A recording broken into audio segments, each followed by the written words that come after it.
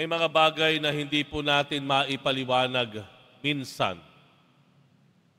Dahil minsan akala natin yung magsakripisyo, halimbawa, ay sapat na.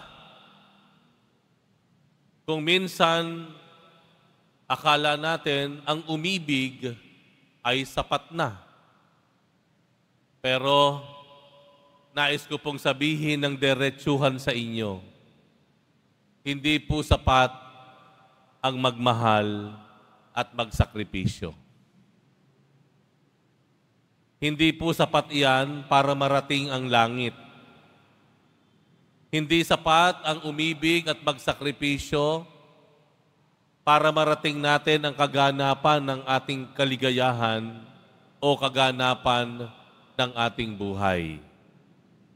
Kung ang ating hangarin ay magmahal o umibig at magsakripisyo lamang, ay ito po ay kapos o kulang.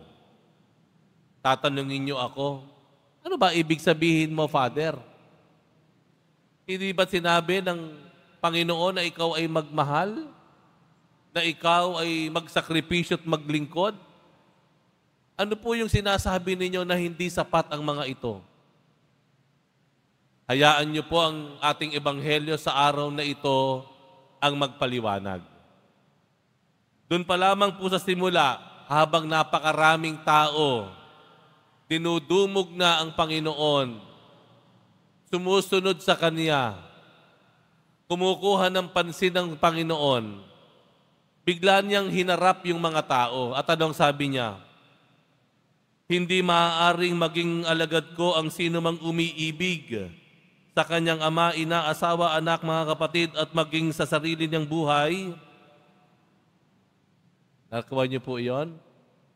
Hindi maaaring maging alagad ko ang sino mang umiibig sa kanyang ama, ina, asawa, mga anak at mga mahal sa buhay. Kahit daw sa kanyang sarili, ang magmahal sa kanyang sarili ay hindi sapat.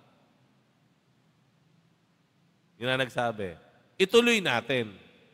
Kasi yun po ang punto rito. At babasahin ko upuli.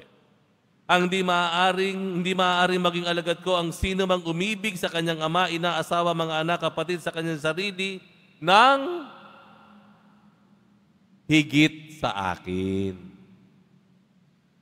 Higit sa akin. Anong ibig sabihin po nito? Ang hangarin o ang nais ng Panginoon para marating natin ang kaligtasan o kaganapan ng ating kaligayahan ay magmahal tayo sa Kanya ng higit sa lahat. E pagkakaiba po yun, hindi ba? Yung nagmamahal ka at inuuna mo siya sa pagmamahal mo. Di ba? Minsan may mga biruan nga sa mga kalalakihan. Basta mahalaga, mahal mo siya. Yan, di ba? Mahal kita. Okay lang yun. Basta mahalaga, kahit may asawa na ako, basta mahalaga, nagmamahalan tayo. Tama po ba? Kahit may asawa ako, basta nagmamahalan tayo.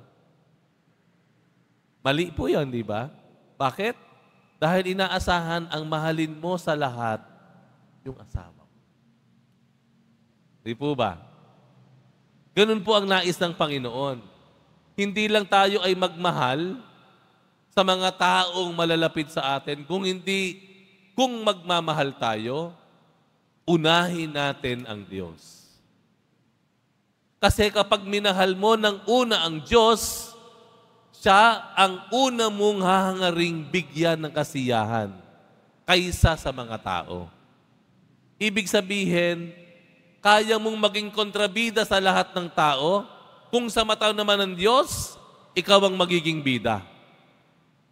Dahil siya ang una mong minahal. Ibig sabihin, kaya mong saktan ng ibang tao, wag lang mong sasaktan ang Diyos. Ibig sabihin, kaya mong tanggihan ang alok ng kasamaan, kahit ang nag-aalok pa sa iyo ay napakahalagang tao, kung ito naman ay taliwas sa kalooban ng Diyos. Kaya mong talikuran ang lahat ng alok ng mundo dahil sa minamahal mong Diyos. Amen?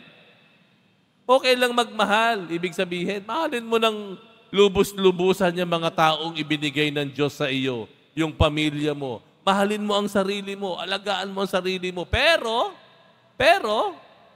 siguraduhin mo, ang first love mo, si Lord.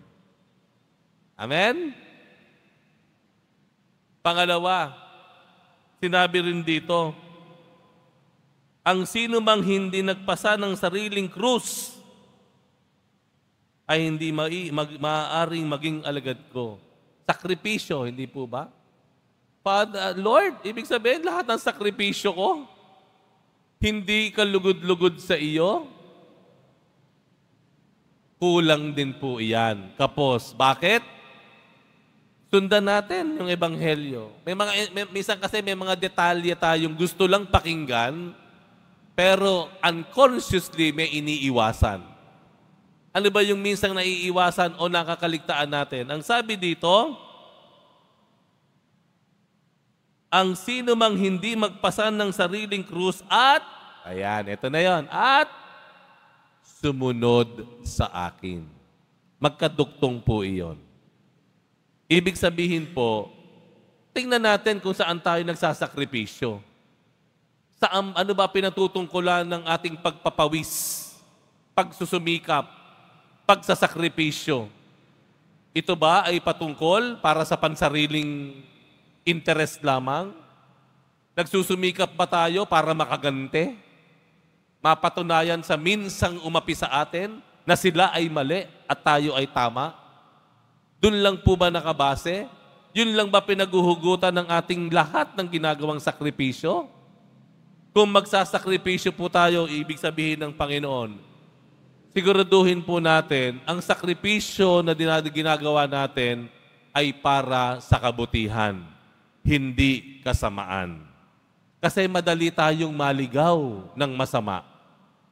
Na magsasakripisyo ka para sa isang plano na hindi maganda, para sa kagustuhan mo na hindi maganda sa iyong kapwa. Kaya mo magsakripisyo. Kaya mo magbuhat ng krus. Pero meron kang ibang motibasyon. Meron kang ibang pinatutungkulan. Not necessarily mabuti at para sa Diyos.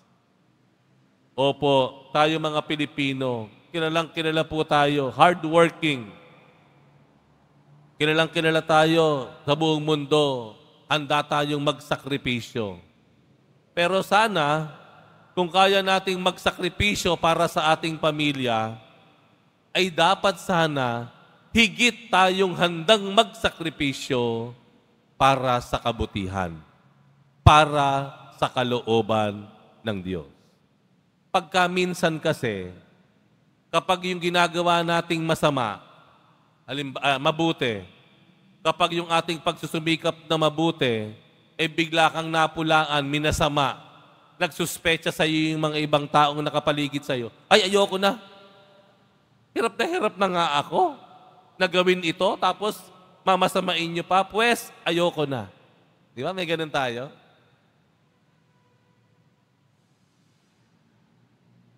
Siguraduhin po natin kung magmamahal tayo, kung magsasakripisyo tayo, una sa lahat ay para sa kaluguran ng Diyos. Para sa kabutihan. Isang handog para sa Diyos. Una sa lahat.